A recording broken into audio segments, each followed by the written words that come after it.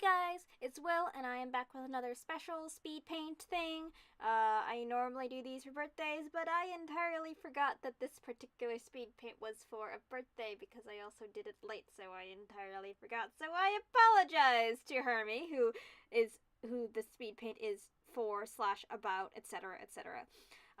This is of their character whose name I cannot pronounce, and I apologize. I think I know how to pronounce it, but I don't want to I don't want to butcher it, but also I feel like I should try just because it should be fun. So this character's name I think is pronounced McMetha Sepulveda, and I'm pretty sure Sepulveda or Sepulveda is how you pronounce the surname. I just have no idea how to say her first name.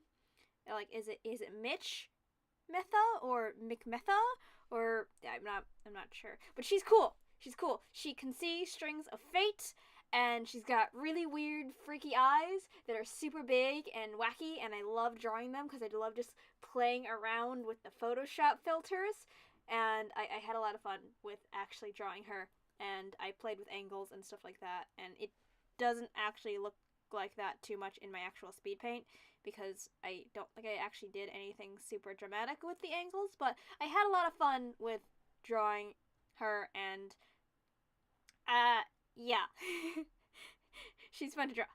But this is not about the actual art I'm drawing or the OC of Hermes, but as most of these videos are, it's talking about my relationship with the person who owns the OC, because it is a birthday video and stuff like that.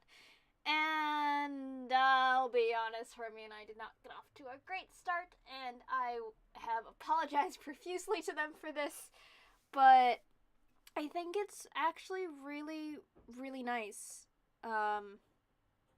that we're at the stage we're at, because our relationship is built a lot in kind of us communicating things that might be obvious, but we're also going to assume that they aren't super obvious, just for clarification. Because Hermie and I are both on the spectrum, so we deal with a lot of stuff in terms of just social expectation stuff that's kind of like, we kind of have this like, I don't really know how to pronounce it without being extremely rude, but I know I personally am very, very bad at picking up on social cues, and I can be kind of stupid sometimes when it comes to that. Or tone. I'm especially bad at tone. And so I struggle a lot when I talk to people in actual one-on-one conversations. Part of the reason why I'm doing YouTube channels, because I want to get better at, in general, talking to people and talking to a camera, or in this case, a microphone. And Hermie and I didn't exactly communicate well at first because we didn't understand what the other was trying to get at, and especially me, there was a lot of points where I was like, I am too anxious to actually talk to this person because I am uncomfortable with this or that, and I don't want to say anything because that is rude and mean. But a lot of our relationship now is, over the past 2 or 3 years that I've known Hermie, we've really worked on our relationship in terms of communication and trying to be better at communicating, hey, I am not good at dealing with this thing that you are going through right now. I am very sorry that it's like what you're experiencing right now and it sucks, but I have no idea how to help you, and letting that be okay and letting that be a part of our communication.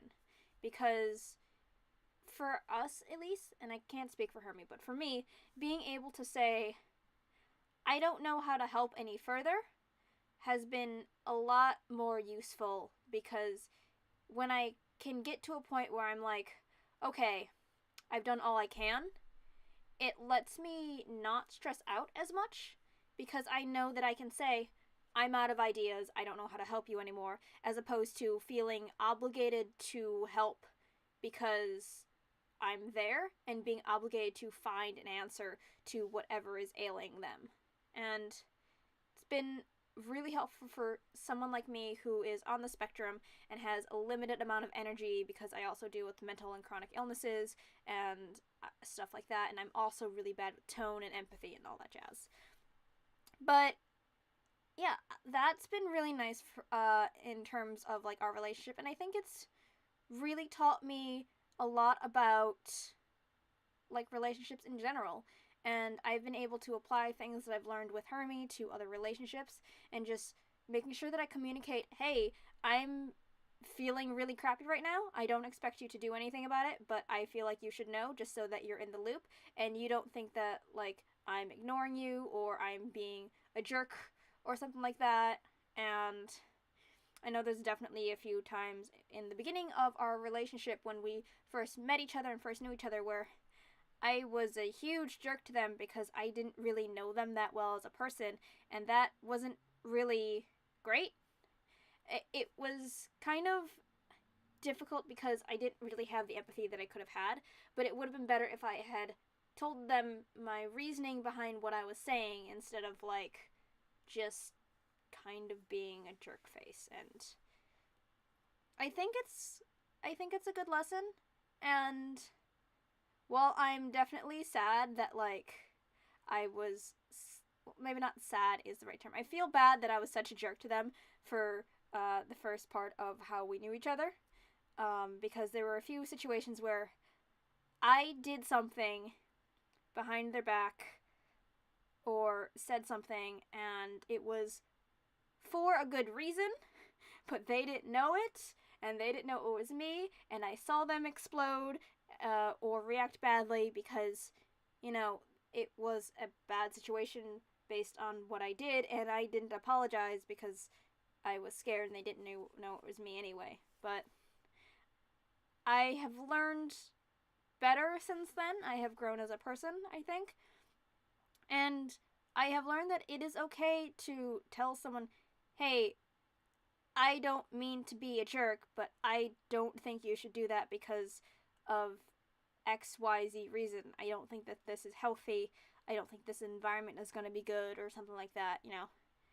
And at that point, it's their decision on whether to, you know, put themselves into that environment or not. It's not your decision to make for them. You don't have to be their like protector, nor do you have to be like the bad cop, good cop sort of thing. It's just one of those things where it's like sometimes you should straight up tell people this thing that might seem kind of mean, like, hey, this is making me uncomfortable. Can you stop doing that? I know you don't mean it maliciously, but I can't really deal with that, and I want to talk it out with you. And yeah, I think, I don't know, I think that it's really nice that I've gotten better about it, and that honestly that Hermie has been so patient with like how long admittedly it took for us to get to this point. But relationships take time and they take effort, and I know that, and Hermie knows that, but knowing it and feeling it are two totally different things. And it's one of those things that you don't really get the opportunity to like to have someone stick around with you while you learn that often. And I'm very thankful, and I definitely feel like I'm learning a lot being friends with them, and it's really allowing me to like practice techniques that I feel like I should be able to practice normally, but like someone else who is on the spectrum understands the difficulties I'm having, you know? And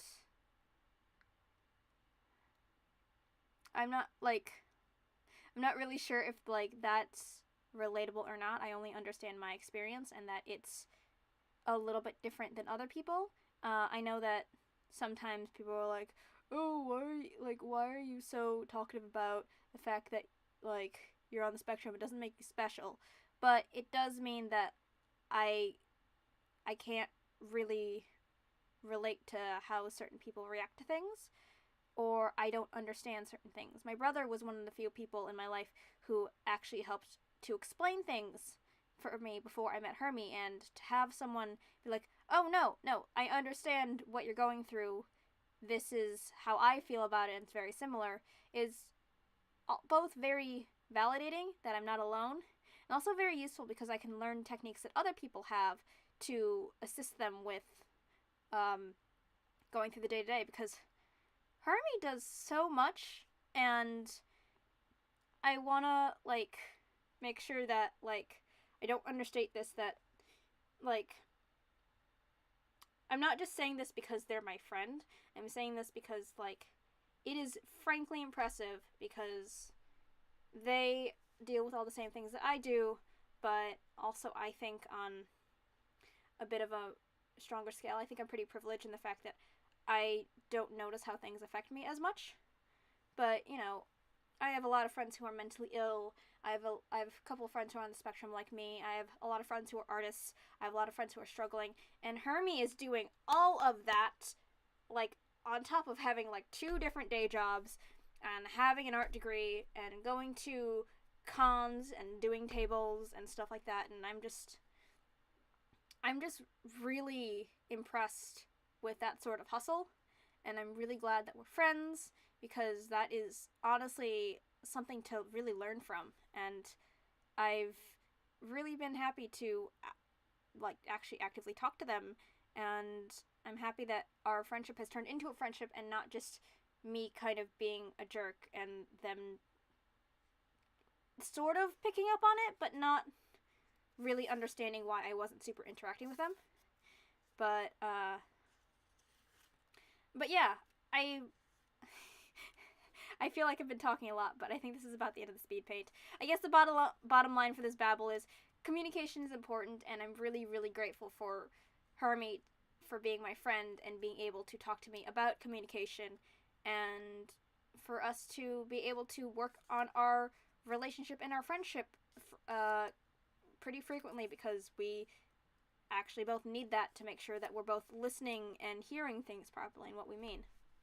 But yeah, that's the end of the Speedpaint. I'll see you guys next time. Bye!